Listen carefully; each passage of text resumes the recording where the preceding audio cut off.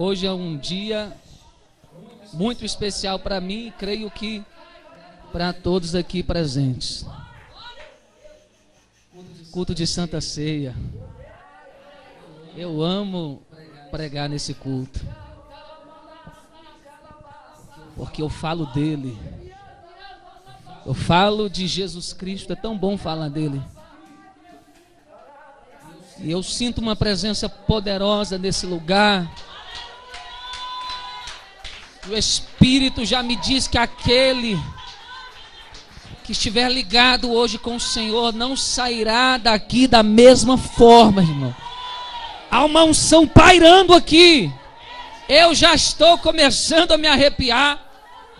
E eu não sei nem se eu vou conseguir pregar. Aleluia! Espírito de Deus, os que já estão em reverência à bendita e santa palavra do Senhor. Igreja, que o Espírito Santo dirige a reunião. Qual foi o refrão que você acabou de cantar? Eu não ouvi. Quem é espiritual vai entender o rolo. Abra a sua Bíblia no livro de Mateus, capítulo 4, versículo somente de número 1. Agradeço a Deus por mais um dia em sua presença. Agradeço a todos aqui, a esta família que eu amo. Quero dizer que eu já não sei mais viver sem vocês, tá? Espero que você sinta o mesmo. Minha esposa estava esses dias agradecendo a Deus dentro do meu coração. Falei, Deus, obrigado pela família, pela esposa, pelos amigos, né? Que amigo é aquele que quer ver você vencer. E todo visionário de Deus, todo profeta, ele sofre demais. E tem momentos que a gente precisa de amigos, né? Então eu quero que você não converse com seu irmão. O Espírito Santo é sensível. Não pense no programa de televisão que você estava assistindo agora à tarde. Se tiver algum celular, desligue-o. E se tiver alguém mastigando chiclete, alguma coisa, pare nesse momento. Eu peço para que nada atrapalhe o mover de Deus, que será grande nesta noite. Culto de Santa Ceia e também culto da família. Ainda há pessoas que se consagram a Deus para ceiar? Alguém jejuou neste dia de domingo? Se consagrando para participar dessa cerimônia tão bela e tão maravilhosa? Glórias a Deus. Os que encontraram, digam aleluia. Mateus capítulo 4, verso 1, que diz assim: Então Jesus foi levado pelo Espírito ao deserto para ser tentado pelo diabo. Vou contar até 3, você repita em alto e bom som. 1, 2, 3 e...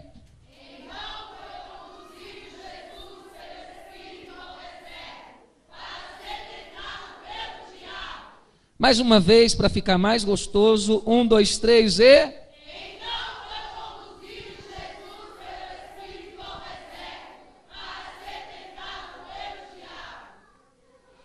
Aleluia.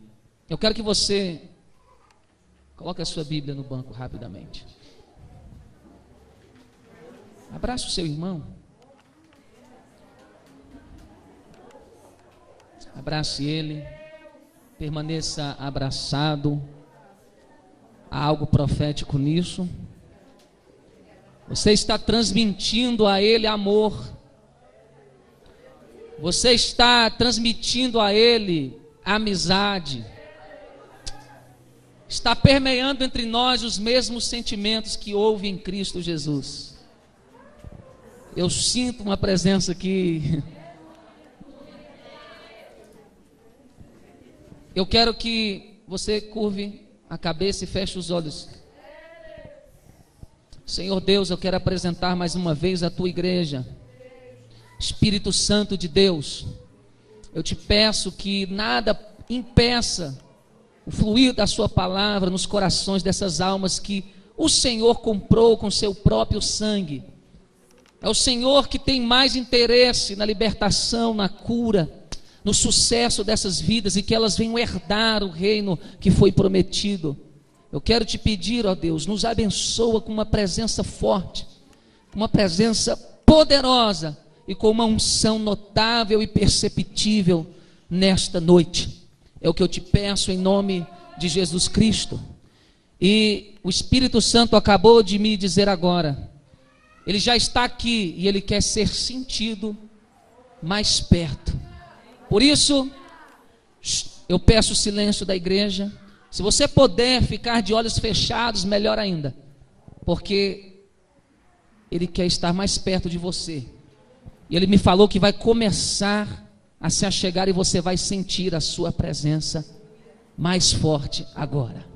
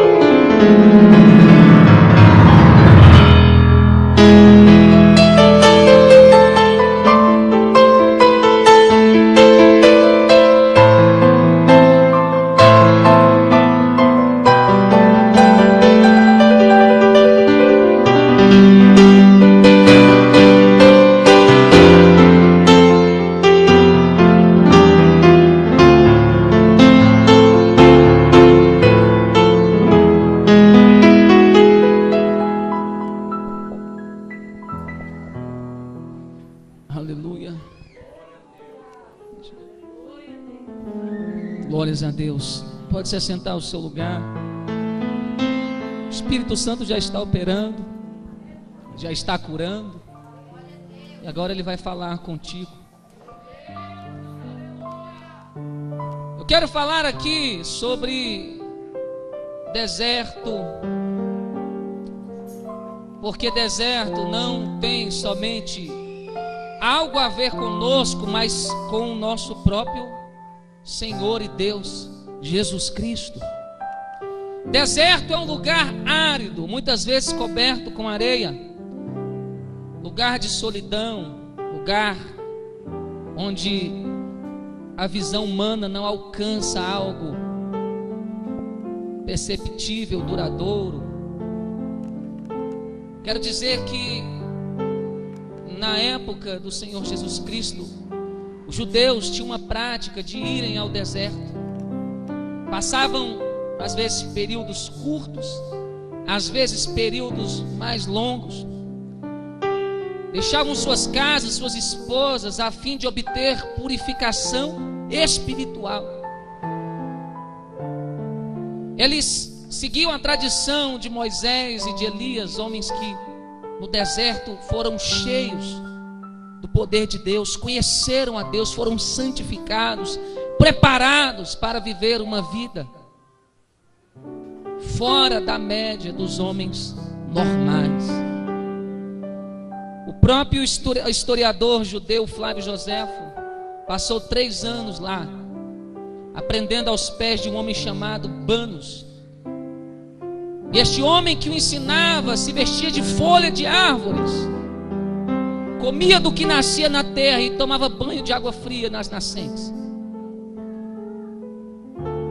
Eles voltavam daquele lugar diferentes, mais espirituais do que carnais. Voltavam mais perto de Deus. E Jesus, segundo a Bíblia nos conta, foi ao deserto. Após o seu batismo, a consagração de seu ministério, ele vai àquelas terras áridas da Palestina, onde por 40 dias e 40 noites ele não comeu nada. Só ele e Deus. Até o momento que chega um ser chamado Diabo, que significa acusador. Esse nome é mencionado 34 vezes no Novo Testamento. E esse ser também é chamado de ladrão, de inimigo, de antiga serpente, dragão, homicida, pai da mentira e outras coisas mais. Esse ser chega até Jesus com propostas que aparentemente o curaria e o livraria naquele deserto. Mas eu quero dizer para todos aqueles que seguem Jesus Cristo: não fuja dos desertos da vida, enfrente-os, porque Ele é a sua escola. É nesse deserto que Deus vai encontrar contigo. Não pense que Deus vai encontrar com você na bonança, na fartura, porque aliás, nessas condições, homem nenhum quer saber de Deus. E a bonança que nós temos no deserto é a presença do próprio Deus.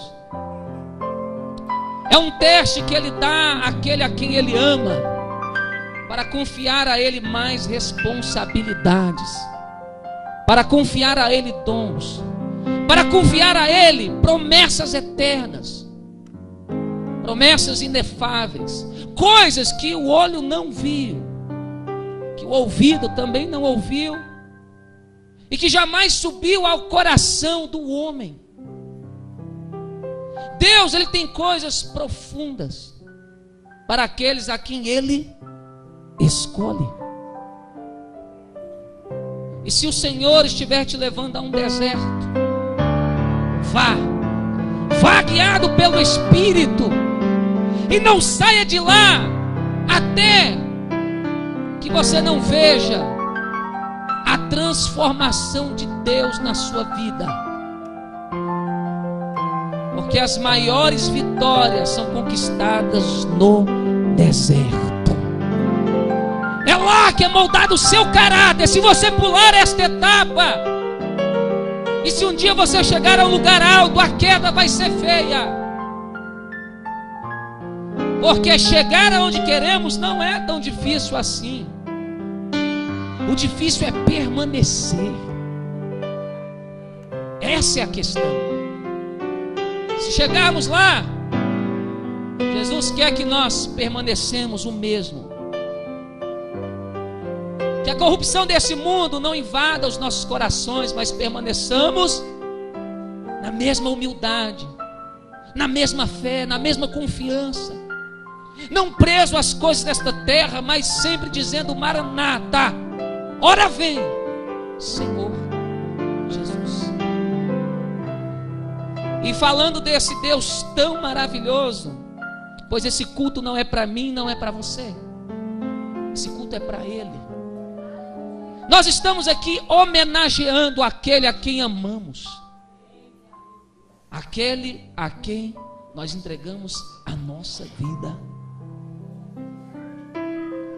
Jesus Cristo passou por perseguições, por lutas. E quando Ele sai desse deserto, Ele estava apto para vencer as tribulações, as perseguições e toda espécie de inimigo ou levante que poderia vir contra Ele.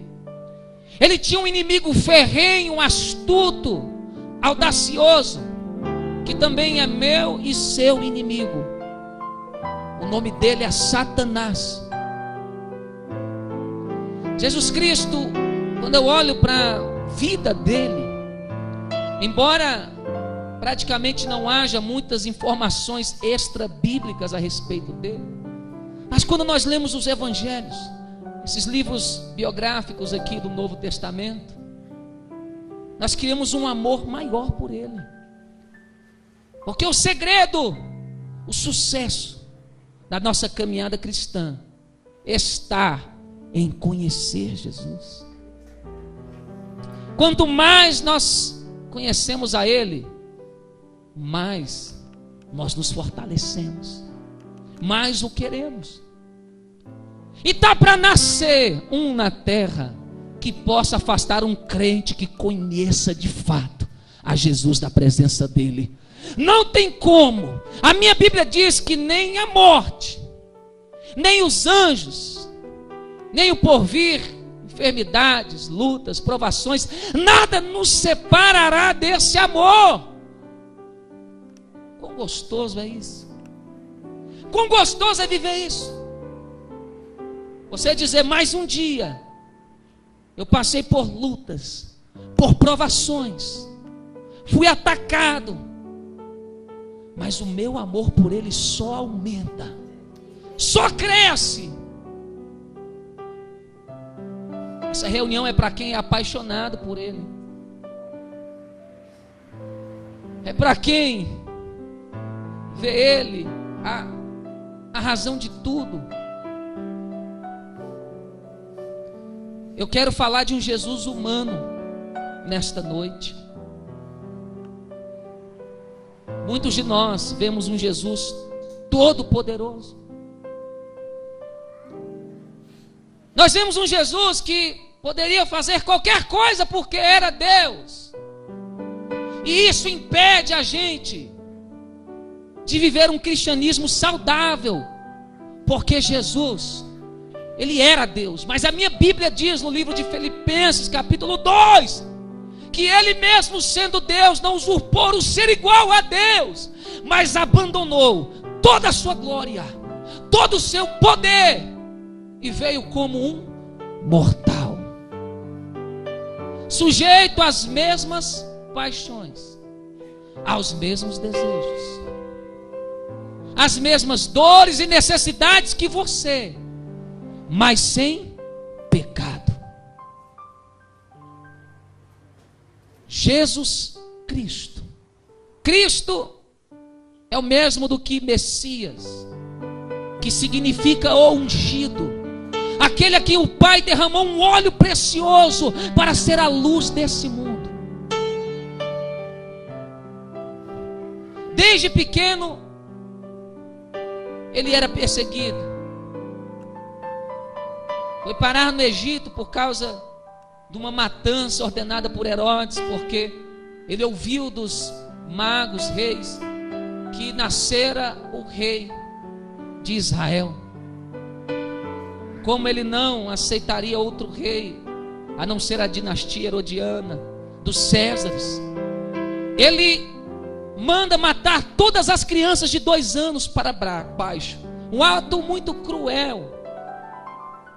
E Deus dá o escape a Jesus Cristo, e quando o anjo diz ao seu pai José: volte, porque aquele a quem queria matar o menino já está morto.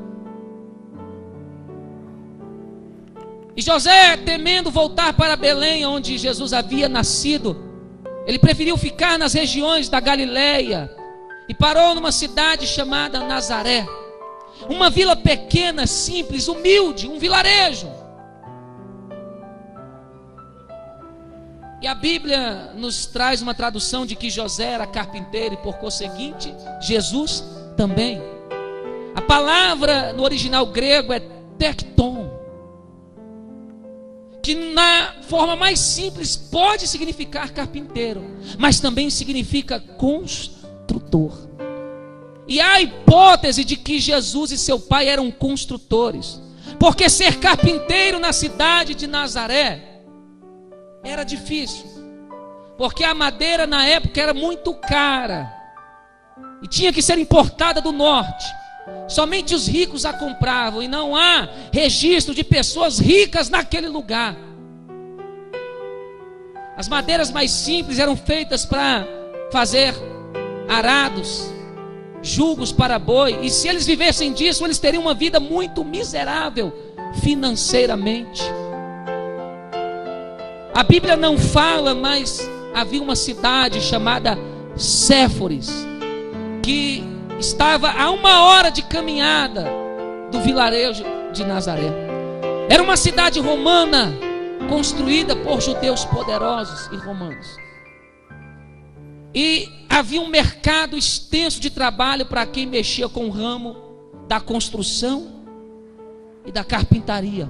José ia para essa cidade. Homens importantes, homens cultos. Havia lá belas sinagogas. E os rabinos daquele lugar não fariam questão de ensinar a lei para uma criança de 12 anos que tivesse um intelecto avantajado, como Jesus. Porque aos 12 anos, ele estava discutindo com os rabinos da época sobre a Bíblia Sagrada. Com 12 anos, ele conhecia todo o Novo Testamento, todo o Velho Testamento. Com 12 anos. Jesus tinha convicção de quem ele era e para que ele veio a essa terra. Ei, igreja de Jesus Cristo, Jesus está falando conosco. Ele tinha convicção de quem ele era, e ele não abriu mão disso por nada. A cidade era socioeconômica. Havia pessoas de várias classes sociais diferentes naquele lugar. E Jesus Cristo aprenderia o grego e o latim nas ruas, não precisava nem de ir na escola. E seu pai, enquanto construía edifícios públicos, decoravam casas, Jesus ia como aprendiz.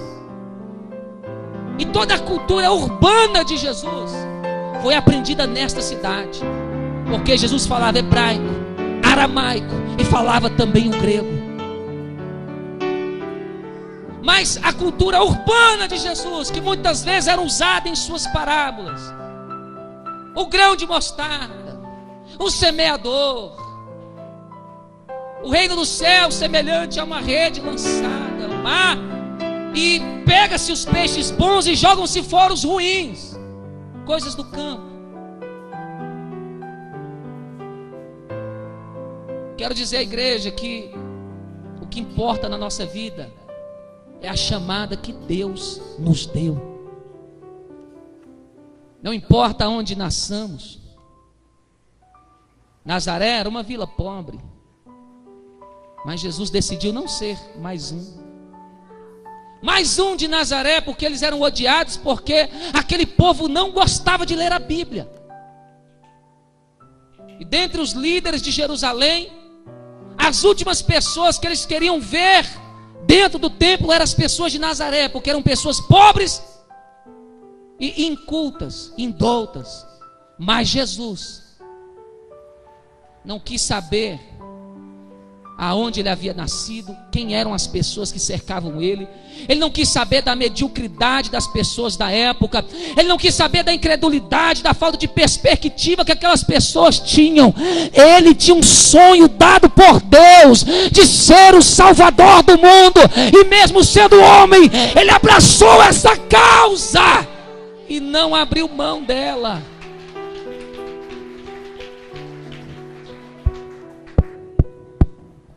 Está na hora da gente fazer a diferença. Você tem uma chamada. Desapegue das coisas desta terra e queira saber o que Deus tem para você, porque os planos de Deus são bem maiores. Acredita que Jesus, quando falou de que uma cidade edificada sobre um monte não poderia ser escondida, alguns teólogos afirmam que foi com base nessa cidade de Séforis, porque quando chegava a noite, essa cidade era montada no alto de uma colina, e quando se acendiam as luzes e as fogueiras, a cidade ficava iluminada e todos viam de longe, e acreditam por isso Jesus ter usado esse discurso sobre nós. Como esconder uma cidade que foi edificada sobre um monte? Como apagar a chamada de quem nasceu para aparecer? Como sepultar sonhos de pessoas que não tiveram esses sonhos nascidos dentro de você, mas dentro do coração do Pai? Eu quero dizer nesta noite, se nós somos de Deus, os sonhos de Deus têm que estar aqui dentro. Ou será que você já esqueceu? Ou desistiu de lutar por aquilo que você acredita?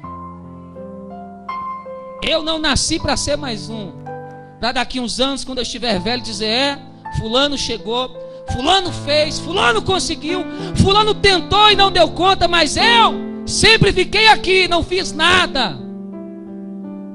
Eu quero ministrar uma unção de Pedro. Pergunta assim: que unção é essa, pastor? A unção daquele que tenta andar sobre as águas. Jesus está procurando pessoas assim, porque embora Pedro tenha caído e Jesus o pegou pela mão, com certeza ele poderia olhar para os outros do barco que estavam rindo dele e dizer: vocês estão rindo, mas não têm coragem de sair do barco. Eu tentei, eu experimentei o poder de Deus na minha vida. E o Senhor pergunta nessa noite: você ainda tem desejo de experimentar algo profundo e poderoso do Senhor na sua vida? Jesus Cristo andou pregando o reino: arrependei-vos e crede no Evangelho, pois o reino está próximo. Andou curando, limpando leprosos, fazendo bem, e a sua fama corria pela Judeia, Galileia, Decápolis, Samaria e todas as cidades vizinhas. Estou pregando um Jesus que, mesmo vindo como homem, nos ensinou uma lição: todo aquele que ouve e obedece à voz do Pai poderá fazer as mesmas coisas que eu fiz. Poderá ser uma bênção nessa terra, poderá ser uma bênção para a sua família, para a sua rua, para a sua cidade ou para o seu estado.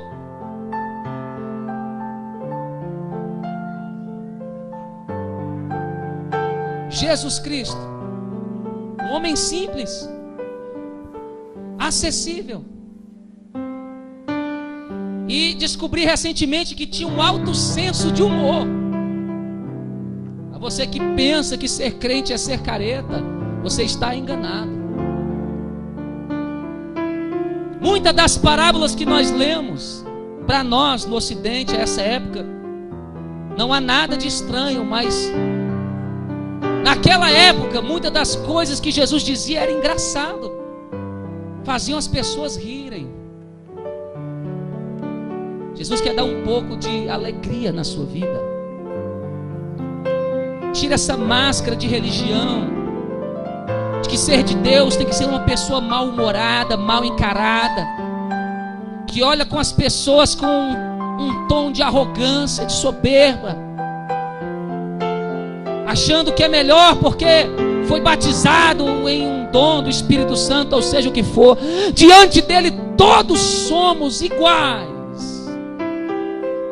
E essa graça que está sobre a nossa vida que nos diferencia. Ai de nós se não fosse essa graça. Jesus Cristo fez amigos e também inimigos. Jesus chorou. Jesus se compadecia da dor das pessoas. A minha Bíblia diz que ele estava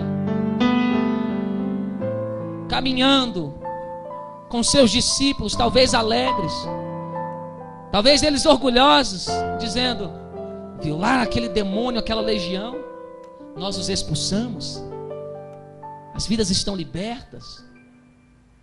Talvez eles comentando sobre a obra que era feita, eles viram um grupo de pessoas de encontro a eles, pranteando e chorando. Na frente havia um sacerdote que, conforme a lei, não poderia chegar perto de um morto. Sério, formal, talvez nem se importando com o que estava acontecendo.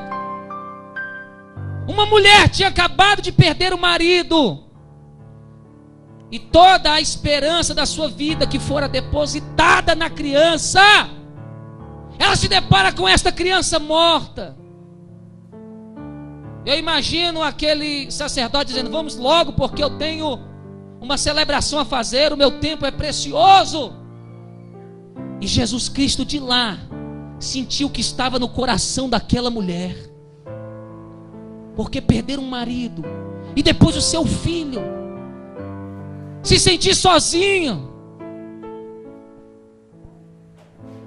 Só Jesus para entender o que essas pessoas sentem e passam. Ele, movido de compaixão, para aquela caravana fúnebre e olha para aquela mulher e diz: não chores. Talvez deve ser estranho não chorar. Eu perdi o meu marido recentemente, agora eu perdi o meu filho, eu não vou chorar como? Jesus tinha uma surpresa para aquela mulher. Não chores. Cadê o menino?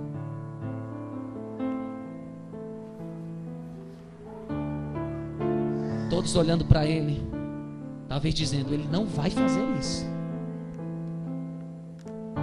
Como bons judeus, todos sabiam: não se pode tocar em um defunto.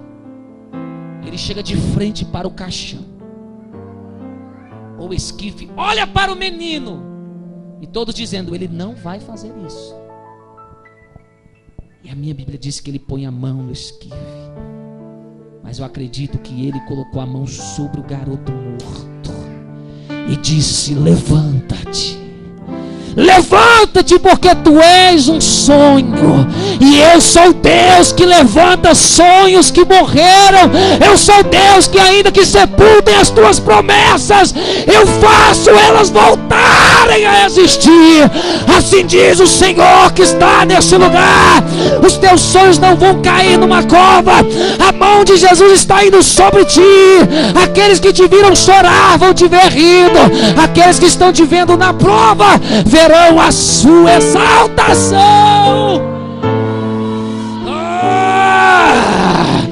Ele está aqui.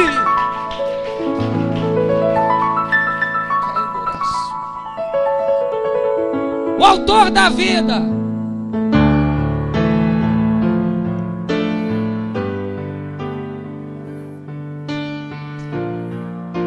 E a minha Bíblia diz que uma semana antes da Páscoa ele entra em Jerusalém e é aclamado como rei. E numa quinta-feira à noite, após uma reunião como esta aqui, eu vou te transportar para lá. A única diferença é que as casas eram mais simples, mais rudes.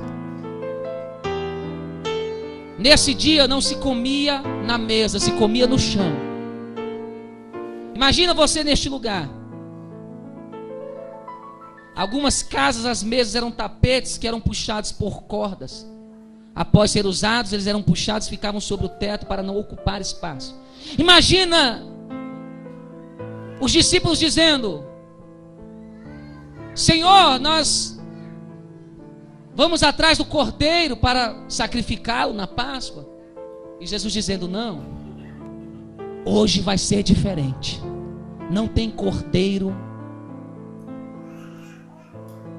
não tem animal, mas terá pão e vinho.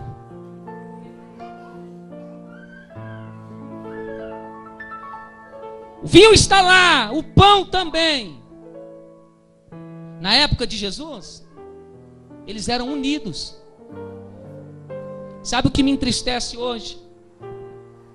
É que os nossos inimigos não estão distantes de nós, mas estão bem próximos. Às vezes até congregam com a gente. Pastor, o que o senhor está falando? Eu vou falar e com propriedade. Quando você não é ninguém, quando você não tem nada, as pessoas estão ao seu lado, te amam e gostam de você. Mas no dia que Deus decide mudar a sua vida, eles são os primeiros a se levantarem contra você. E se eu estou pregando aqui nesta noite é porque há pessoas que são assim. E Deus está falando. É difícil ver alguém se alegrar com a vitória do outro. Aquele cego chamado Bartimeu, nem nome tinha, era um mendigo, porque Bar significava filho, Timeu, filho de Timeu. Era um cego, mendigo, sem nada. E um dia ele viu Jesus passar. Ele sabia que Jesus tinha poder para mudar a vida dele. E ele começou a clamar. Quem conhece a história, o que ele dizia? Eu não ouvi? Se tem alguém vivo cultuando a Jesus Cristo, eu quero ouvir mais alto.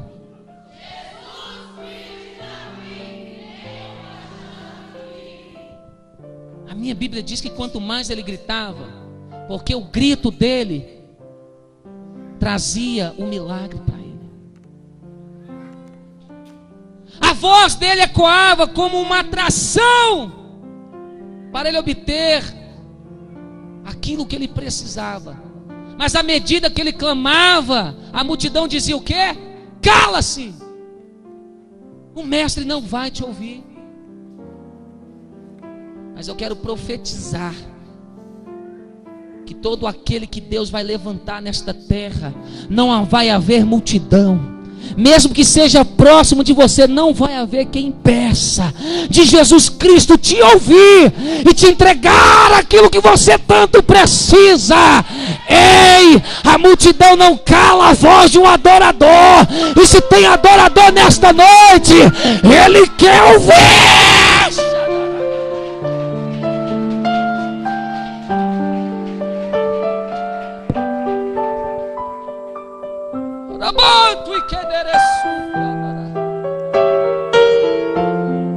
Quinta-feira à noite, acaba-se a cerimônia. Todos bebiam no mesmo copo. Unidade. O pão passava de mão em mão. E nessa quinta noite ele vai para o Jardim das Oliveiras, no lugar chamado Getsêmani, lugar da prensa, onde ele seria prensado. Estou falando dos últimos dias de Jesus Cristo como um homem. Ele chama 3 mais íntimos para orar. E ele diz: ore comigo. Mas esses 3, eles não sabiam fazer mais nada do que dormir. Jesus insiste por 3 vezes e eles não oram com Jesus. Se você tem recebido responsabilidade de Deus, se prepara, porque vai haver momentos que nem os amigos vão poder te ajudar. Você vai ter que encarar sozinho. Ele sabia que o tentador estava vindo e o traidor também. Judas o beija, porque não teria como saber quem era Jesus, porque eles se pareciam.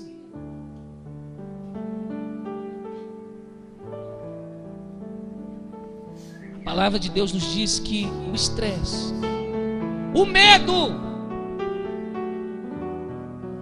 porque ele, como Deus, viu todo o sofrimento, todas chicotadas, cuspes, traição, afronta, as dores. Eu lembro que quando era pequeno tinha um centro de macumba lá na minha rua. A gente muito humilde na época, e o que tinha era isso. Era terreiro de macumba e aquelas igrejas católicas romanas frias, que não tinham poder para regenerar ninguém.